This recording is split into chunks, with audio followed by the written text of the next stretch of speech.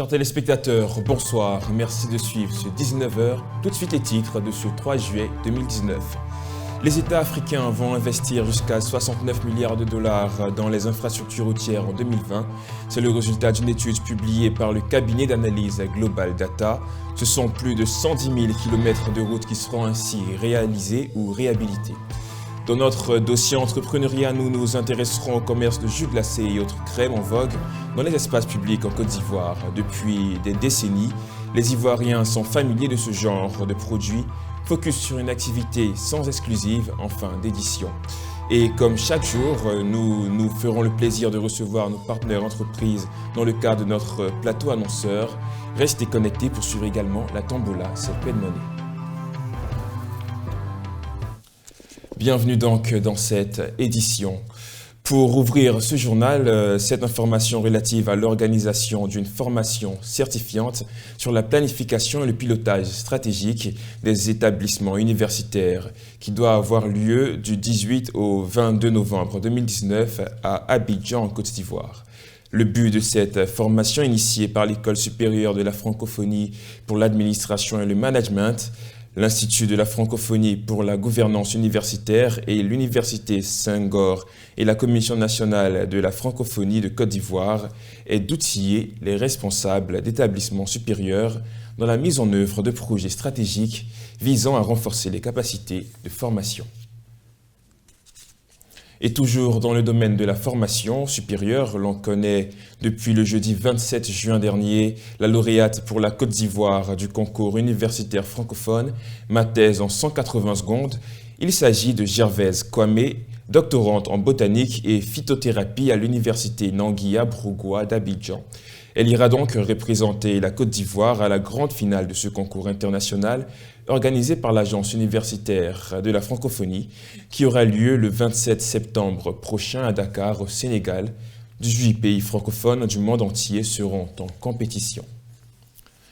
On reste dans l'ambiance des examens de fin d'année pour renforcer les capacités de révision de nos candidats. Comment faire face à l'épreuve d'espagnol? Explication dans l'émission Complément de cours avec Ariel Toé. Moi, je voudrais savoir, est-ce qu'il y a des chapitres sur lesquels l'élève devra vraiment se focaliser afin de réussir vraiment cette matière-là? Oui, souvent on entend dire que la grammaire espagnole est difficile. Là, je suis d'accord. Je suis d'accord parce que comme l'espagnol est la sœur du français, bon, nous, on ne se rend pas compte. Pour ces élèves qui font l'espagnol, ils diront que c'est difficile. Oui. Pour ceux qui ne le font pas vraiment, ils diront que c'est facile, oui, et que ça se rapporte au français. Justement, c'est ce que je voulais dire tantôt. Je veux dire que c'est parce que nous, on pratique la langue française qu'on pense que la grammaire est facile. Pourtant, la langue française est la langue la plus difficile, est l'une des langues les plus difficiles au monde. Donc, je voulais dire quoi? Je voulais dire que si un élève veut réussir son épreuve d'espagnol à l'examen, il y a une seule chose, c'est qu'il ait un bon niveau en grammaire. Un bon niveau en grammaire. Il connaît tous ces temps, que ce soit le passé simple. Je vais citer les temps les plus difficiles. Au moins ça le passé simple. Le passé simple, le subjonctif imparfait. Vous comprenez? S'il veut réussir son épreuve d'espagnol à l'examen, il faut qu'il maîtrise la grammaire. Il faut qu'il la maîtrise pour qu'il soit plus à l'aise devant son épreuve. Parce que même le fait d'avoir un texte devant soi, le simple texte qu'on est en train de lire, c'est vrai, on voit des lettres défiler, mais c'est la grammaire. Il y a des structures grammaticales à l'intérieur. Lorsqu'on ne les maîtrise pas, on ne peut pas s'en sortir. Il y a forcément, on va y arriver tout à l'heure, il y a forcément un chapitre qui est dédié à la grammaire. Lorsqu'on ne maîtrise pas les structures grammaticales, on ne peut pas s'en sortir. Donc, j'ai cité tantôt le subjonctif imparfait, le subjonctif présent, et puis le passé simple, qui sont les trois temps les plus difficiles. Alors là, il faut les maîtriser. Parce que je le dis toujours, lorsque vous avez des choses faciles, des choses difficiles, mais si vous apprenez ce qui est facile, ce qui est difficile, vous vous fatiguez. Apprenez ce qui est difficile et considérez ce qui est facile comme acquis. Pourquoi une période de renforcement après toute une année de cours, surtout en espagnol? Bien, je voulais aller globalement avant d'arriver en espagnol. Généralement, les élèves qui se renforcent, il y a trois types d'élèves. Il y a ceux qui n'ont pas suivi les cours normalement pendant toute l'année et qui mettent leur espérance en 2 semaines, 3 semaines, voire 1 semaine de renforcement et qui pensent que cela peut suffire pour qu'ils puissent s'en sortir, c'est possible. C'est possible. Il y a ces élèves-là, mais encore il faut qu'ils s'approprient cela. Je veux dire que généralement, les élèves qui sont prompts à vouloir se renforcer sont ce type d'élèves-là. C'est pourquoi je dis toujours à tout élève que je rencontre que l'examen ne se prépare pas en 2 semaines, ni en 1 mois. L'examen se prépare dans un cycle. Lorsqu'on est orienté en seconde, que ce soit la seconde littéraire, que ce soit la seconde scientifique, c'est en ce moment qu'on commence à préparer l'examen. Et je leur dis, si vous n'avez pas pu préparer l'examen en seconde, ce n'est pas grave. Préparez-le en première. Si vous n'avez pas pu le préparer en première, ce n'est pas un problème. Préparez-le en terminale, dès le début de l'année. Si vous n'avez pas pu le préparer en terminale, au moins, arrangez-vous pour que, au début du 3e trimestre, vous puissiez commencer à le préparer. Au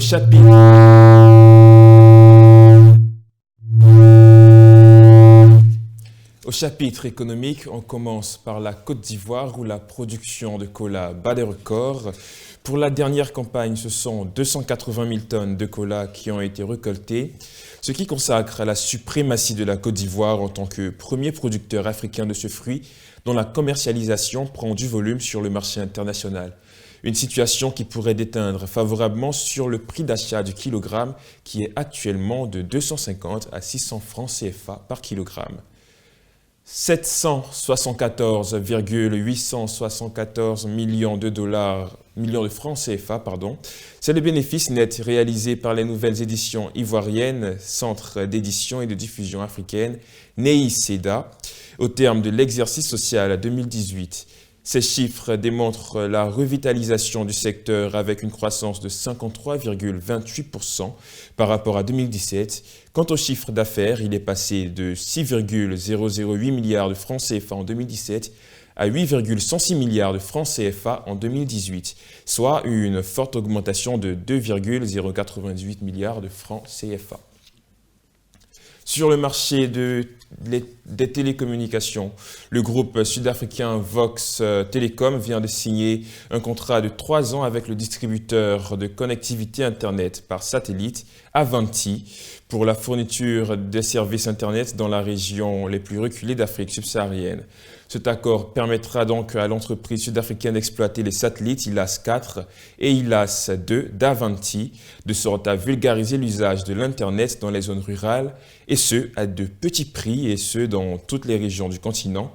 Au moins 60% de la population reste sans accès Internet. C'est parti pour la seconde édition du concours BRVM FinTech Innovation Challenge du 2 au 31 juillet 2019. Les startups ou individus présentant des projets novateurs dans le domaine de la finance technologique et désireuses de prendre part à ce concours sont donc invités à déposer leur dossier de candidature. Le but du projet est d'accompagner le système financier sous-régional dans l'innovation et de contribuer au développement de startups digitales spécialisées dans la finance technologique. Les États africains devaient relever leur niveau d'investissement dans les infrastructures de 46,4% d'ici à 2020. C'est ce qui ressort d'une étude du cabinet d'analyse Global Data. Selon l'Institut, sur les 69 milliards de dollars qui seront consacrés à ces différents projets sur le continent, le secteur ferroviaire seul devra engloutir la moitié des investissements avec 55 345 km des 110 000 km de voies ferrées construites ou réhabilitées. Quand l'on s'attend à la réhabilitation ou la réalisation de 54 110 km de routes et 599 km pour les ponts, tous ces projets, s'ils venaient à se concrétiser, devraient booster le processus de mise en œuvre de la zone de libre-échange continentale entrée en vigueur le 30 mai dernier. La course au développement des infrastructures, tous les pays africains s'y mettent. Chaque État veut se doter d'infrastructures modernes pour améliorer la fluidité des échanges commerciaux. Mais qu'est-ce que c'est qu'une infrastructure dans le sens premier du terme? C'est la question de nos reporters ont posé aux Abidjanais ce matin, Christian Ago et Crépin Séry. Pour moi, une infrastructure, c'est l'ensemble des constructions dont dispose un pays pour son développement. Une infrastructure, pour moi, c'est un bien public que tout le monde doit prendre soin. Voilà, pour pouvoir permettre aux générations futures d'en bénéficier. Des exemples d'infrastructures comme ça, nous avons le palais de la culture, le palais de la justice, voilà, et puis la maison des députés, le pont HKB aussi, parce que tout ça, ce sont des infrastructures qu'il faut bien entretenir pour les générations futures. Une infrastructure, c'est tout ce que l'État met à la disposition du citoyen lambda pour pouvoir circuler, en tout cas tout ce qui est public au fait. Et donc pour moi une infrastructure c'est ça. Voilà. Tout ce qui est mis à la disposition par l'État pour le citoyen lambda. Voilà. Ça peut être des routes, ça peut être des édifices publics, ouais, ça peut être privé aussi. Donc c'est un peu tout ça. Pour moi, une infrastructure, c'est l'ensemble des biens communs que l'État met à la disposition de la population. Par exemple, les hôpitaux, les écoles. Quand vous parlez d'infrastructure, en termes d'infrastructure, il y a des exemples qui étaient un peu ce vocable. Quand je parle d'infrastructure, par exemple, les routes sont des infrastructures. Même les écoles sont aussi des infrastructures. Voilà. Vous l'aurez noté, ce sont des avis qui nous donnent une idée assez intéressante de ce que c'est qu'une infrastructure. Essayons à présent d'avoir une approche plus précise de ce sujet. C'est le doc de cette édition.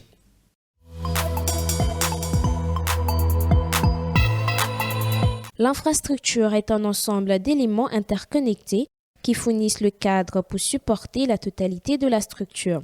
Le terme est souvent utilisé d'une façon très abstraite. Par exemple, les outils d'ingénierie informatique sont quelquefois décrits comme une partie de l'infrastructure d'un environnement de développement et le terme capital d'infrastructure en économie peut être trop large, comme il inclut l'habillement jusqu'au système de canaux qui s'étend sur un continent. Il faut aussi pondérer avec la notion de robustesse dans un environnement fluide. Beaucoup plus connu, les infrastructures de transport sont l'ensemble des installations fixes qu'il est nécessaire d'aménager pour permettre la circulation des véhicules et plus généralement le fonctionnement des systèmes de transport routier, ferré, fluviaux, énergétiques ou multimodaux. Au sens large, l'infrastructure de transport désigne l'ensemble et englobe tous les éléments nécessaires à l'exploitation normale, caténaires, signalisation, postes d'aiguillage, tout de contrôle dans les aéroports, etc., ainsi que tous les bâtiments liés à l'usage de la dite infrastructure. Les infrastructures sont généralement spécifiques d'un unique mode de transport et sont conçues pour permettre la circulation de certains types de véhicules plus ou moins diversifiés.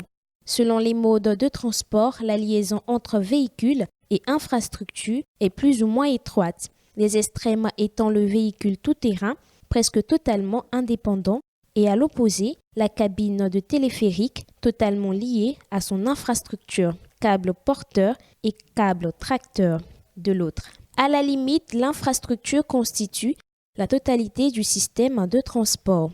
C'est le cas par exemple des canalisations destinées au transport de liquide, de gaz ou de produits plus véruleux tels que les aqueducs et les oléoducs.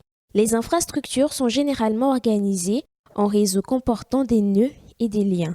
Ainsi, le réseau ferroviaire est constitué de gares reliées entre elles par des lignes. Les nœuds importants comme les gares, les ports et aéroports sont aussi le point de contact et d'échange dits intermodaux entre deux ou plusieurs modes de transport. Les infrastructures de transport sont un élément primordial, nécessaire mais non suffisant pour garantir la liberté de déplacement des personnes et des biens et pour assurer le fonctionnement et le développement de l'économie. Leur création, qui en est une partie importante de l'aménagement du territoire, nécessite le plus souvent des investissements lourds et envisagés pour le long terme. Cela explique qu'elles soient le plus souvent prises en charge par la puissance publique.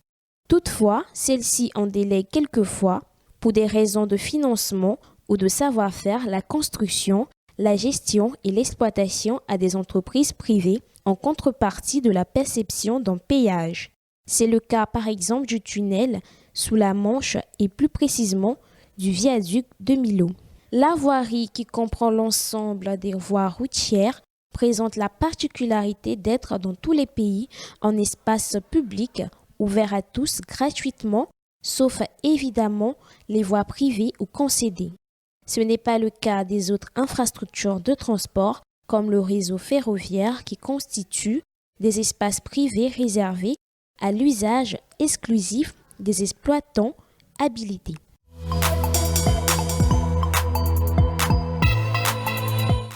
Nous vous le disions tout à l'heure dans les titres, nous sommes à présent à l'instant partenaire et c'est à HETEC Ouaga que nous posons valise et nous allons rencontrer M.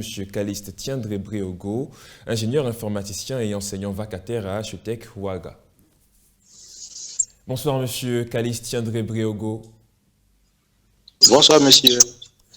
Alors, je le rappelle, vous êtes ingénieur informaticien et enseignant vacataire à HETEC Ouaga, c'est bien cela? C'est exact. Eh bien, que pensez-vous que la Web TV 2EFTV pourrait apporter à HETEC Ouaga? Bon, tout d'abord, je tiens à saluer l'initiative de cette Web TV. Donc, ces géniteurs sont à saluer pour leur clairvoyance.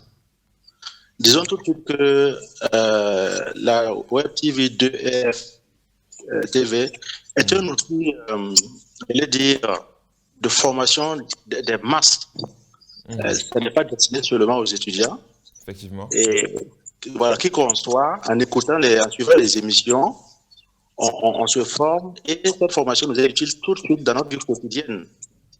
Et c'est un outil qui vient briser les frontières. Un étudiant de Ouaga, de Bamako, d'Abidjan, qui suit les émissions, eh bien, il n'a pas l'impression d'être à un emplacement géographique distant du siège.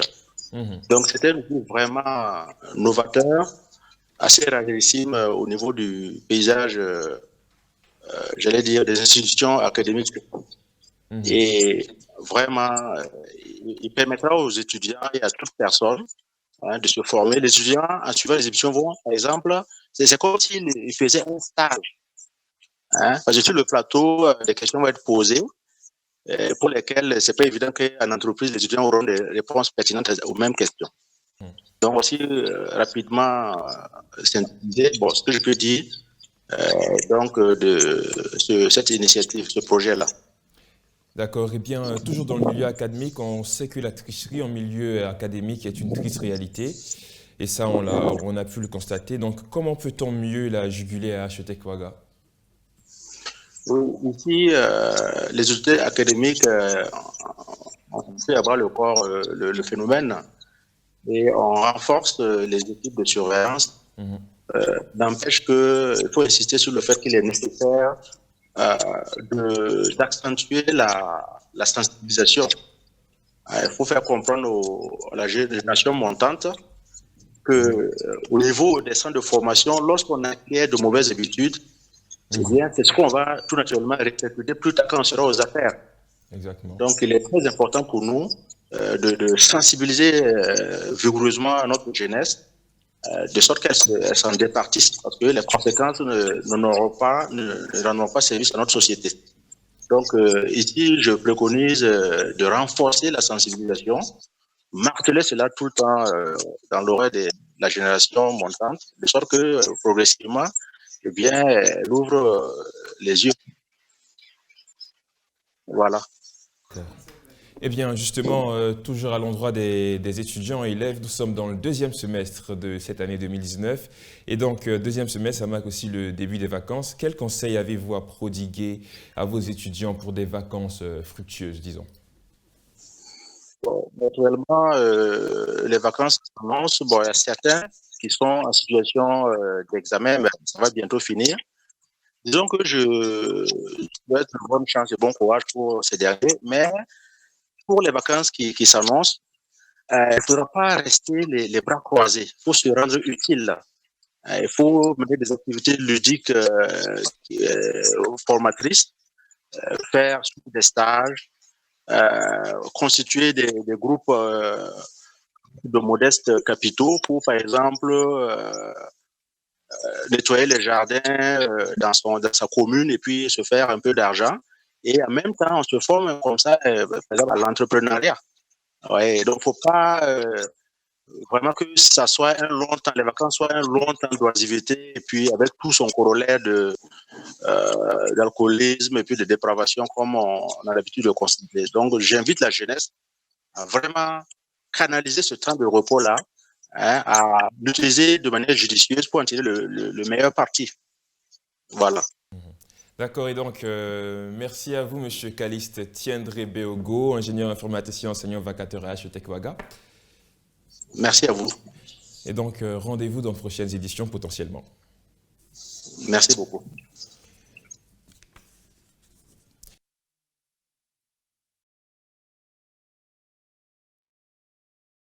Ou de jus glacé.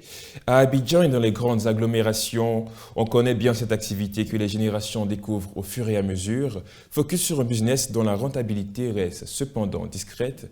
C'est le dossier entrepreneuriat de cette édition. Au cœur des tendances alimentaires de toutes les générations en Côte d'Ivoire, les jus et crèmes glacées ont toujours constitué un important potentiel d'investissement pour les candidats à l'entrepreneuriat de proximité, que ce soit dans les gares routières, autour des lieux publics et même au passage dans les rues.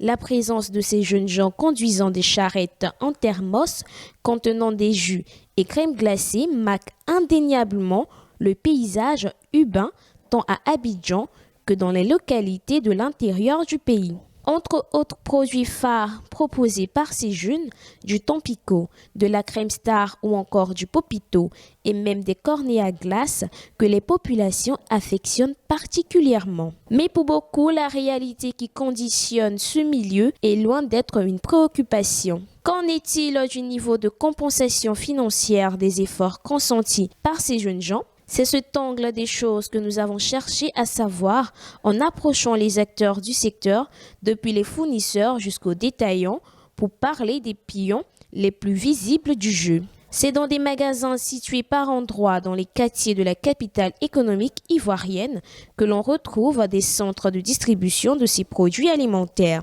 Ceux qui les détiennent, ce sont des entrepreneurs qui ont saisi la pertinence de ce business et un caractère infailliblement rentable dans un contexte de fragilité économique des populations. Moins chers, aguichant au coût, ces produits sont à la portée du grand nombre et cela vaut un investissement qualitatif pour se positionner comme un acteur de prédilection sur le marché. Pour s'assurer de la rentabilité de leurs affaires, ces grossistes mettent en place un réseau d'écoulement des marchandises de sorte à maximiser la disponibilité de ces denrées auprès de plus grand nombre. Ça marche, mais tant d'écouler le marché n'est pas trop comme cela. S'il y a assez de vendeurs, on s'en sort. Au minimum de 100 000 comme cela, par exemple. Au minimum de 100. La règle dans ce business, c'est d'être strict dans le deal avec les détaillants pour permettre aussi à des jeunes désœuvrés de se faire des revenus. Des accessoires sont offerts tels que des charrettes et tout l'équipement qui va avec. Et pour le reste, il incombe aux détaillants de faire le nécessaire pour évacuer le maximum d'articles. Rémunération oblige. Comme il y a une place women's qui va, ça fait que bon, tu gagnes au minimum 5 000. Bon, ça veut dire que pour avoir 5 000, il doit avoir 25 000. C'est justement cet effort de rentabilité qui absorbe les ressources physiques qui suscite une certaine carence dans la pratique de ce business. Certes, la possibilité de se faire du sou existe, mais pour l'essentiel, le niveau de gain dépend de la quantité de sueur dégagée, puisque ces jeunes revendeurs sont amenés à se promener intensement, et ce, généralement sous un soleil peu tolérant. Quoi qu'il en soit, le business marche bien en se projetant dans des perspectives futuristes. Il est fort à parier sur une redynamisation de ce secteur, pourvu que ces acteurs, notamment les grossistes et même les entreprises fabricantes, sachent faire preuve de génie dans l'innovation. Comme à l'accoutumée, la CELPED désire encore aujourd'hui faire de regagnants et c'est au travers de la tombola CELPED Money.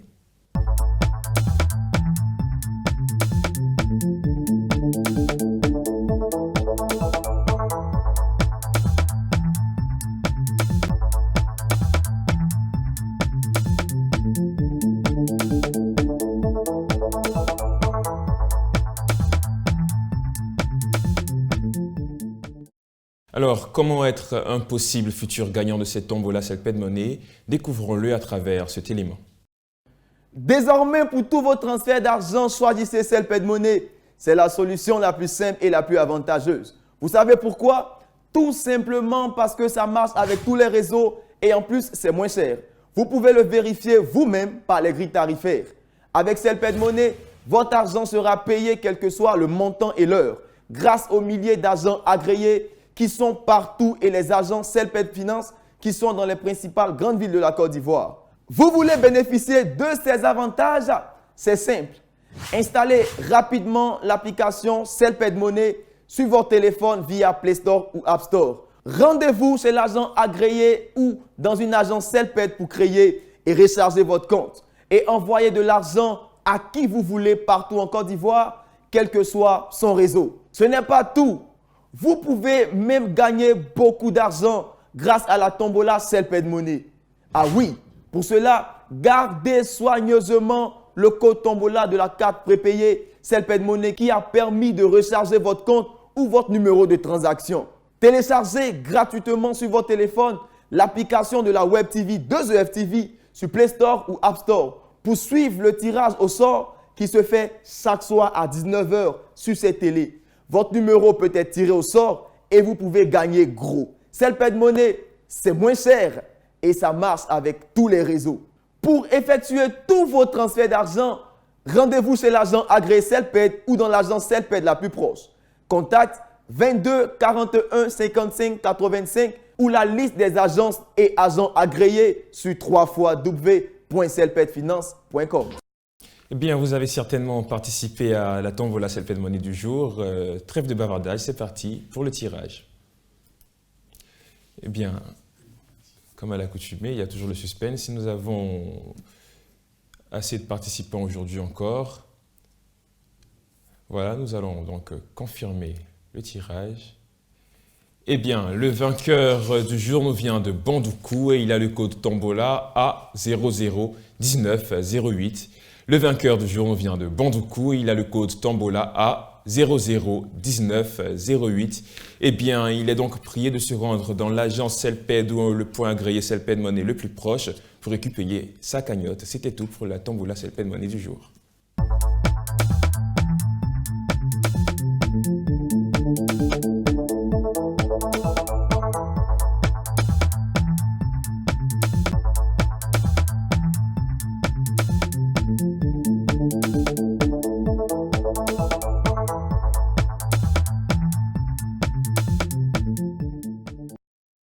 À présent, quelques instants pour découvrir les taux d'évolution du cours du franc CFA pour la journée.